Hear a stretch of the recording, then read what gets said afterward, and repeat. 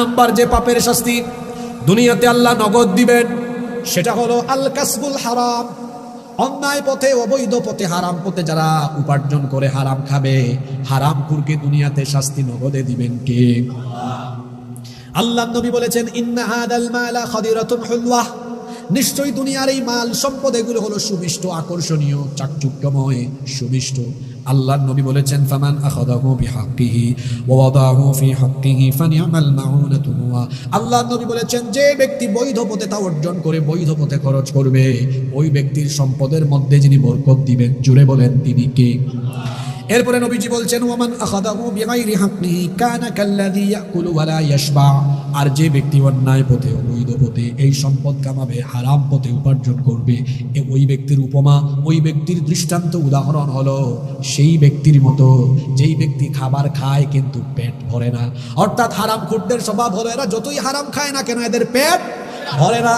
তার বাড়ি যদি চান্দসার হয়, হারামখোর মানুষের জায়গা জমি ঠেলায়া, মানুষের উপর জুলুম করে, সুদ খায়া, ঘুষ খায়া, 2 নাম্বারি করে টাকা কামায় যদি চান্দসারে একটা বাড়ি বানায়, চিন্তা করবে আবার কুমিল্লা শহরে আরেকটা বানায়। কুমিল্লায় বানানোর পরেও তার হারাম খাওয়া কমায় না, হারাম খাওয়া আরো বাড়ায়। চিন্তা করে ঢাকায় আরেকটা বানায়, ঢাকায় বানানোর পরে হারাম খাওয়া আরো বাড়ায়। কারণ তখন টেনশন এত বাড়ে, আমি আমার গ্রামে, আমার জেলা শহরে, উপজেলা শহরে, রাজধানী সহ সব জায়গায় যে হারে মানুষের উপর জুলুম করে অন্যায়ভাবে টাকা উপার্জন করেছি, কোনো সময় যদি পাবলিক আমারে ধরেন দেশ ছেড়ে পালাতে হবে, এই জন্য বিদেশেও একটা সেকেন্ড হোম বানানো দরকার। তখন কানাডায়, ইংল্যান্ডে, আমেরিকায় সেকেন্ড হোম বানায়, বানানোর পরেও এই হারাম করে পেট ভরে না, আরো বেশি হারাম খায়। আসলে এই হারাম করদের পেট কখনো ভরবে না। প্রাচুর্যের নেশা যার মাথায় ঢুকেছে, এদের পেট ভরবে না।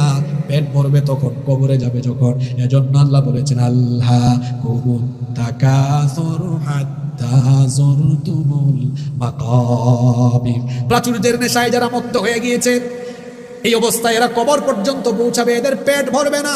আল্লাহ নবীও বলেছেন ওয়ালাইয়ুমলা ফাহু ইল্লাত তুরাব, কবরের 3.5 হাত মাটি ছাড়া এদের পেট দুনিয়ার কোনো কিছু দিয়ে ভরবে না।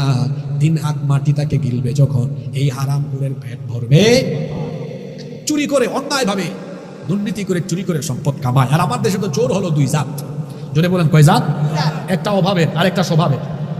এক লোকের ঘরে কোনো খাবার দাবার নাই, যাইতেছে চান্দসার দিয়ে, রাস্তার ধারে দেখছে ফুলকপির ক্ষেত, আলু ক্ষেত, ডানে বামে দেখছে কেউ নাই, নেমে কিছু ফুলকপি আর আলু লুঙ্গির চিপার ভিতরে ঢুকাইয়া মারছে। তো এটা অভাবের না স্বভাবের চোর? আরেক বেটা ঢাকায় বড় অফিসে চাকরি করে, বড় দায়িত্ব, সরকার তাকে বেতন দেয়, ভাতা দেয়, গাড়ি বাড়ি দিয়েছে।